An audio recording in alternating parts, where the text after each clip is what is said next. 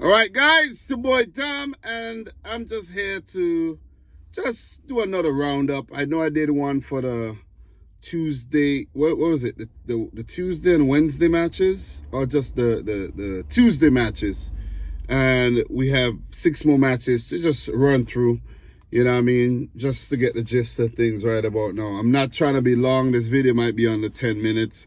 I just want to go through the scores, do my usual thing, and keep it moving because tomorrow I got to drop the prediction for match week 22. The season is winding down very fast, man. You know what I mean? We're in the second half of the season. It's a new year, and we get into the business end of the season. So just to run through the results for match week 2021, match week 21. Chelsea 2, Bournemouth 2. Did make a video on that already, so go check that out. West Ham 3, Fulham 2. Already did that too. Brentford 2, Manchester City 2. And Liverpool 1, Forest 1. Already talked about those matches. So the next 6 matches, I'm going to run through, give my thoughts, talk about the positions really quick, and then keep it moving. Newcastle 3, Wolves 0. In terms of my prediction, let me just double check really quick to, make sure I'm on point with my predictions, you know what I mean? I did predict a 3-1 win for Newcastle, so was pretty on point with that one. In that game, Alexander Isak with a brace in the 34th and 57th minute. Really good goals. And then Anthony Gordon in the 74th. He's definitely making a habit of scoring. What a player. What a player. You know what I mean? It's like, it makes me wonder, is this the ceiling for, is Newcastle the ceiling for Anthony Gordon? Could he possibly go on to play for, who knows, maybe a Manchester City one day? What a player. You know what I'm saying? Who knows, man? You never know. But anyways, man, big 3-0 win for Newcastle United. And I think that's like, I can't remember how many games on the bounce, but they're like really in form and they are just notching up the wins, man, like it's nothing. So they're definitely 5 on the bounce. And I think they're about 8 matches on the bounce. And they go up to 4th. They're in the top 4, 38 points. They're only 3 points behind Forest. And they're 5 points behind Arsenal. So Eddie Howe and his boys doing really, really well after a kind of shaky start. And they're looking to possibly, be in the title race. You can't count them out right now. They're on fire. As for Wolves, they're just outside the relegation zone. With Ipswich's loss, they stay outside the relegation zone. 16 points, and they're 17th. So, yeah. Newcastle, they basically met a team in form. I know Wolves were picking some form, but they met a more informed team and they, fell by the wayside. So that's 2 losses in the last 2 there for Wolves after a great start on the new manager, Vitor Pereira. So, guys, we're going to keep it moving. Newcastle definitely a team to watch, and both teams on the opposite ends of the table. So, the next game, Everton 0, Aston Villa 1. And as predicted, guys, I predicted a 2-0 win for Aston Villa. I knew that Everton weren't going to get that new manager bounce. I knew it. I did predict West Ham to win their game, but not Everton. And it turned out to be so. And in this game, we only had 1 goal. Ollie Watkins in the 51st minute. Everton did get their chances, and they could have definitely walked away with a point or even all 3, but not clinical enough in front of goal, something that we've seen from them all season. They need to improve that, or else they could be relegated this season. So Aston Villa 35 points, and as for Everton, they're 16th with 17 points, not far from the relegation zone. And they have not won any of their last 5 games, and that's 3 losses on the bounce. As for Villa, that's 2-2, only 1 loss in their last 5. It's fair to say that they've regained the form that we've seen them display at the beginning of the season. Guys, I don't have any water in here, so I can't really, this video cannot be too long because I don't have anything to quench my thirst. You know what I mean? So I gotta take it easy here on the throat. Pause. You know what I mean? So we're gonna keep it moving, guys, for sure. And next up, we have Ipswich 0, Brighton 2. My prediction was a 2-1 win for Ipswich. I was, hopping on that Ipswich bandwagon, but I guess the wheels fell off for this game. Carl Mitoma in the 59th, Georgina Rutter in the 81st. I have to say, from watching the highlights, Ipswich did, create some really good chances for some good saves out of the goalkeeper. 5 shots, 3 on target for Brighton. 11 shots, 5 on target. So Brighton needed that win really, really bad. I think that's their first win in a while. And they're actually 9th. Give me 1 second. Brighton are 9th. And that's definitely their first win in about 6 games or so, because they were just drawing. They had forgot how to win, like Chelsea. Definitely forgot to win like Chelsea and Manchester City late last year. So really important win for Brighton, as they would want to keep up with the teams above them, the Bournemouths, the Aston Villas, the Man Cities, the Chelseas. So as for Ipswich, still in the relegation zone, and they missed the chance to jump out the relegation zone even with a draw, and they're 18th with 16 points. But there's still hope, because Everton and Wolves are not doing well, so Ipswich could seize that opportunity to actually survive the Premier League. So definitely going to keep it moving, though. Next game, Man United 3, Southampton 1. Oh, man. Southampton, man. Jesus, man. I don't know what to say about this team, man. When I tuned into this match, I'm like, whoa, Southampton in the lead? Whoa, let me tune in. Let me watch this. Let me watch Man United get humiliated at home again. And then within 12 minutes, Amad Diallo scored a hat-trick. And I saw that hat-trick. That was a really good hat-trick. And with the fight that United showed at the back end of the game there, they deserved the win. They really deserved the win, because Southampton had chances galore and did not pounce on those chances, and they were made to pay. 13 shots, 5 on target. Give it up to Onana. He was really crucial in that game, pulled off some big saves, double saves, and it turned out to be saving grace for United. It kept them in the match for them to lodge that late comeback. Diallo with his first career hat-trick. That was brilliant, especially that second goal with that ball by Christian Eriksen showing his quality. God damn. Southampton look awful, man. Awful. Kyle Walker-Peters, poor defending for I think it was that goal where the first goal. Poor defending on the first goal, man. I think it was the first goal and also the second goal, if I'm not mistaken. Kyle Walker-Peters. And then Taylor Harwood-Bellis idling on the ball. Diallo pouncing and scoring. Give it up to United, man. Gotta give props and props due. And they deserve props here, because they were heading for an embarrassing loss. Southampton, the last 2 visits to Old Trafford, I think they drew their matches. So they're not an easy team to play when they're unsung, but they just lapse in concentration there, man. Emmanuel Ugarte, own goal in the 42nd minute. And then United was staring on a barrel of defeat up until the 82nd minute. And bang, bang, bang. Diallo. He's been brilliant this season, man. He's been really good. And Man United just tie him down to a 5-year contract as well.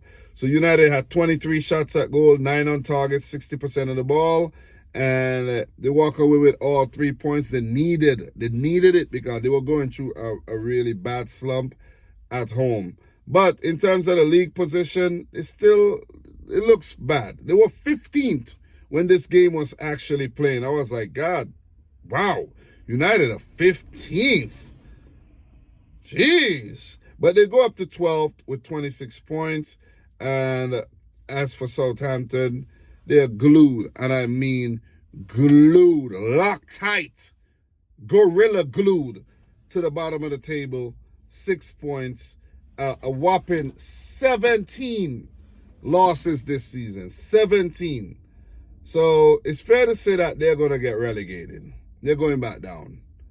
Definitely. And, you know, I know there have been some really bad Premier League teams, but they are definitely going to go down as one of the worst. I can't remember what was the worst points tally for a Premier League season. You know, if you know, let me know down in the comment section down below. You know what I mean? I can't remember the number, but I think it was very low. It was very low. You know, so let me know down below, though. Talk to me. Talk to me, guys. So we are going to keep it moving, and then I'll just wrap things up.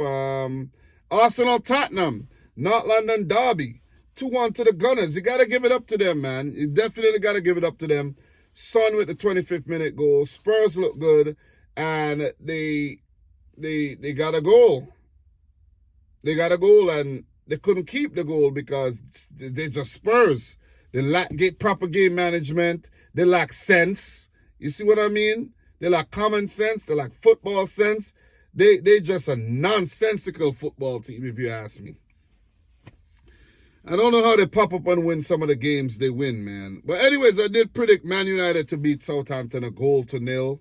I give them the benefit of the doubt, and they actually went on to win the game. So give them props. But for Arsenal, Tottenham, I predicted a draw.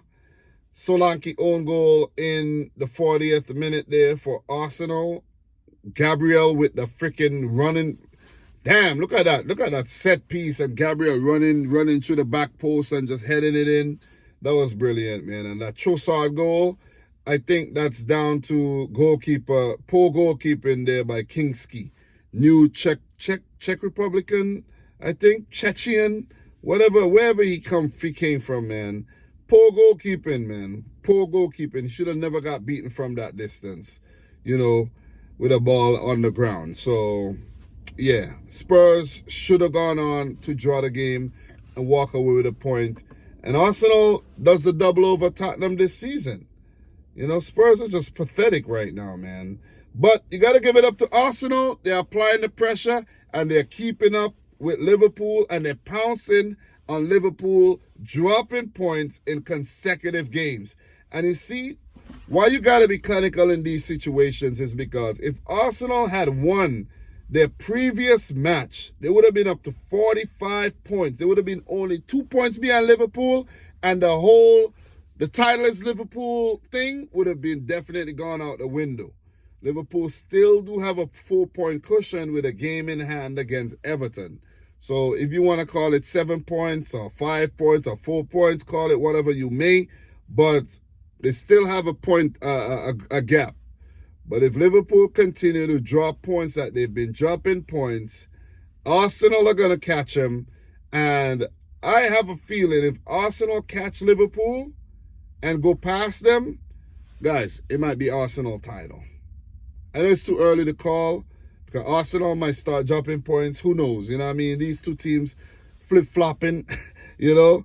But Man City is definitely not in the question. I think if City had won their last game, they would have gone up to 37 points and they would have had a sniff. But the sniff ain't there. It ain't there, man. So kudos to Arteta and Arsenal. Well-deserved win for the fight that they showed. As for Spurs, just stupid little mistakes that's just costing the team, man. So give it up to Gunners. As for Spurs, Arsenal second, 43 points, and Spurs are 14th with only 24 points. That is poor. That is sacking territory for Postecoglou, if you ask me. That is poor, man. 11 losses, and I think that's the most losses they suffered at this time of any season. That's crazy. And guys, last but not least, I think we got one more match to touch on, and that is the Crystal Palace game. Where is it at? Leicester Crystal Palace. I predicted a 2-2 draw, ended in a 2-0 win for Crystal Palace. Jean-Philippe Mateta in the 52nd and Mark Guehi in the 78th. Leicester did get their chances, man, but just weren't clinical. 21 shots at goal, 4 on target, 58% of the ball. They were just swinging and missing, and, you know, they had opportunities, man.